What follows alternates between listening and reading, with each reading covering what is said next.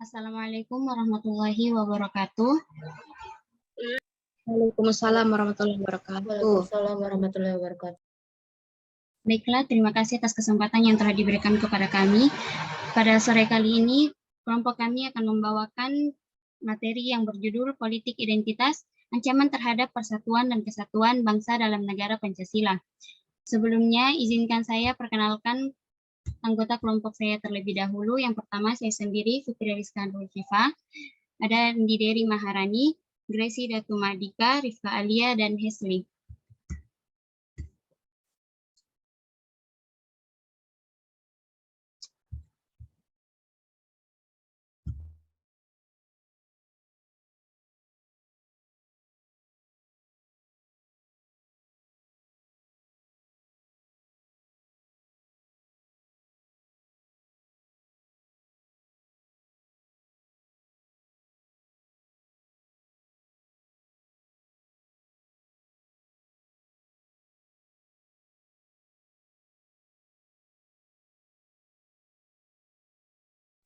Untuk materi pertama akan saya bawakan yaitu landasan teoritis.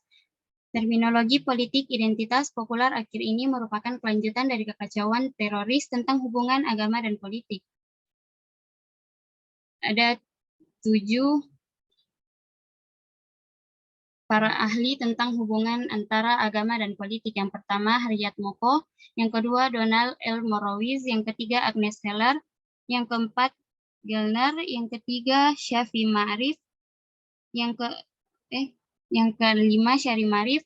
Yang keenam, Kemala Canda Kirana. Yang ketujuh, Klaus von Beymem.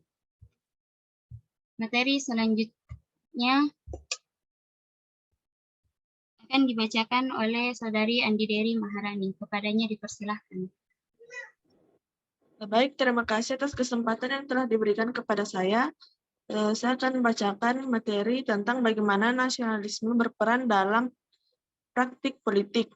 Yaitu dalam hal ini bahasan terkait nasionalisme dalam perspektif antropologi sebagaimana yang dikutip dalam Gellner 1983, bahwa nasionalisme didefinisikan sebagai sebuah ideologi yang beranggapan bahwa tapal-tapal batas budaya mesti bersepadan dengan tapal-tapal batas politik. Artinya bahwa negara harus mencakup hanya orang yang berjenis sama. Nasionalisme muncul sebagai akibat dari tanggapan terhadap industrialisasi dan keterceraian orang-orang dari rupa-rupa ikatan primordial kepada kekerabatan, agama, dan komunitas lokal. Dalam catatan sejarah Indonesia dikatakan bahwa peran ideologi nasionalisme dalam politik di Indonesia dimulai oleh sekelompok pemuda yang tergabung dalam organisasi Budi Utomo. Melalui organisasi inilah kemudian dipandang sebagai lambang kelahiran kesadaran nasionalisme di antara kaum pribumi dengan mencetuskan Sumpah Pemuda sebagai suatu komitmen politik mengaspirasikan semangat nasionalisme mereka. Baik Agnes Heller maupun Donald D. Morowitz memperlihatkan sebuah benang merah yang sama, yakni politik identitas dimaknai sebagai politik perbedaan. Konsep ini juga mewarnai hasil simposium Asosiasi Politik Internasional diselenggarakan di Wina pada 1994. Kesan yang lain dari pertemuan Wina adalah kelahiran dasar-dasar praktik politik identitas, sementara Kemala Chandrakira 1989 dalam artikelnya Girls dan Masalah Kesukuan menyebutkan bahwa politik identitas biasanya digunakan oleh para pemimpin sebagai retorika politik dengan sebutan kami bagi orang asli yang menghendaki. Politik identitas di Indonesia, sebagaimana dikutip dari Syafi'i Ma'arif dalam bukunya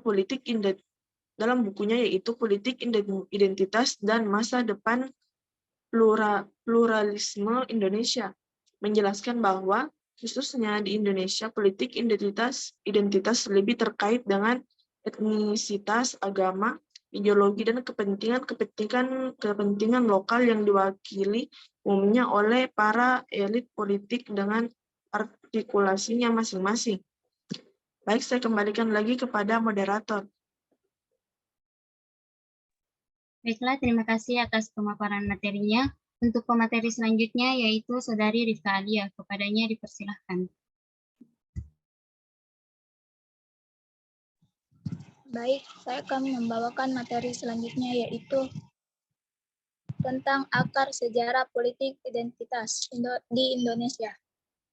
Jika bangunan pikir Prof. Hengki S. Nordort 2007 diikuti sudah barang tentu kesimpulannya akan berkata bahwa politik identitas merupakan bentuk dari negara Orde Baru.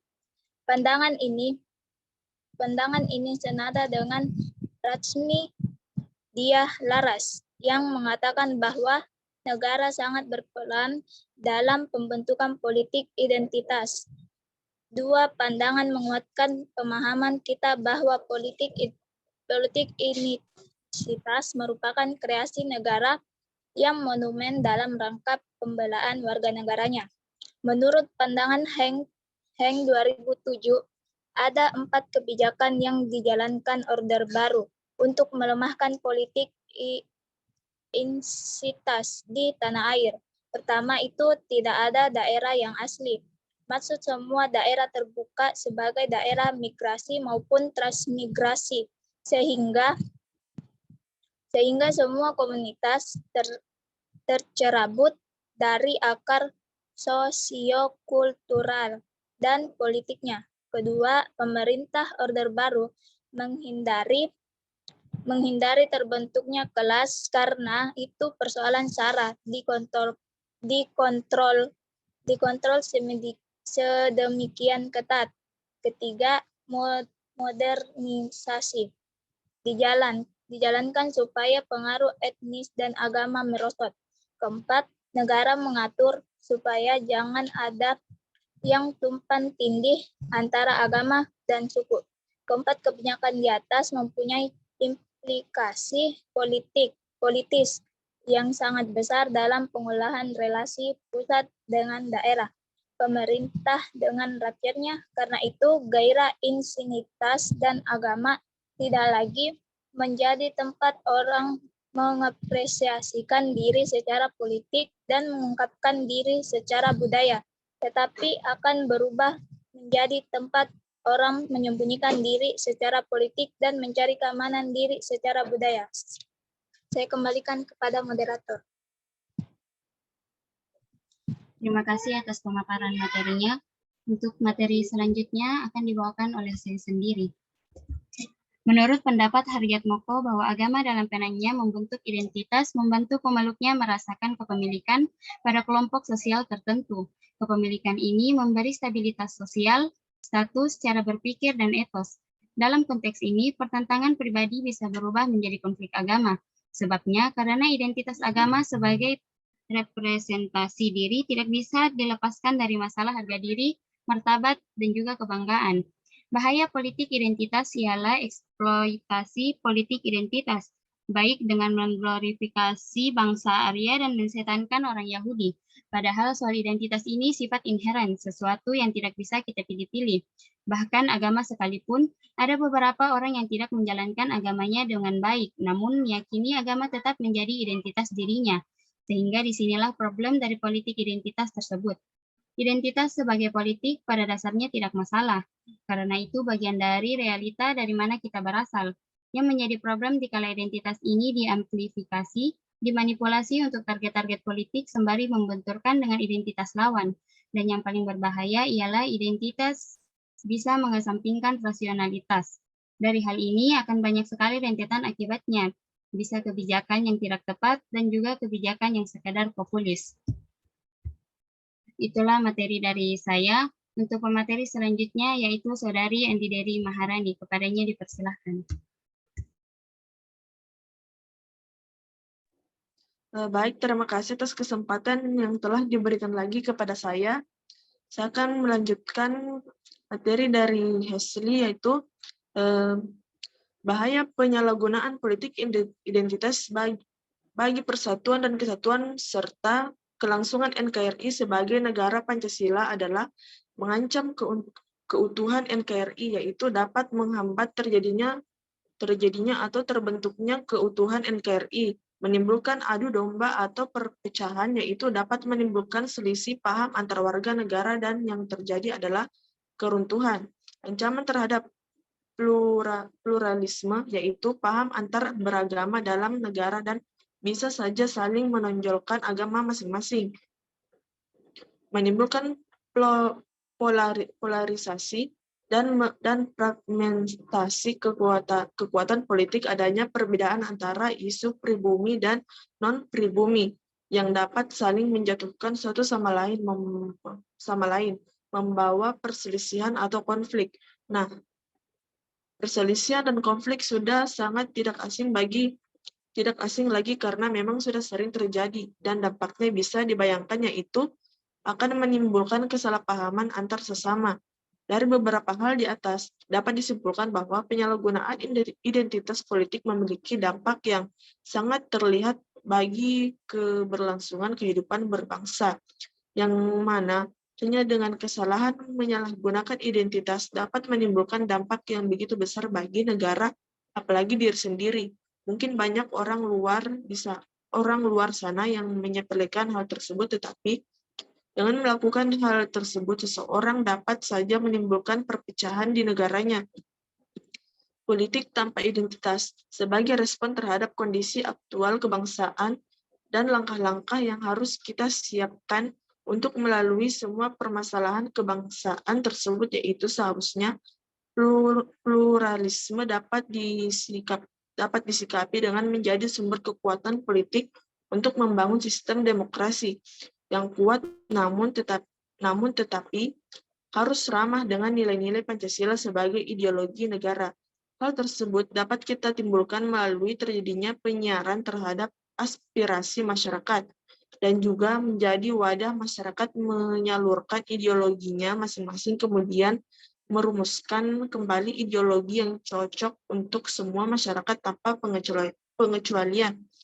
Baik, cukup itu materi dari saya kembalikan lagi ke moderator.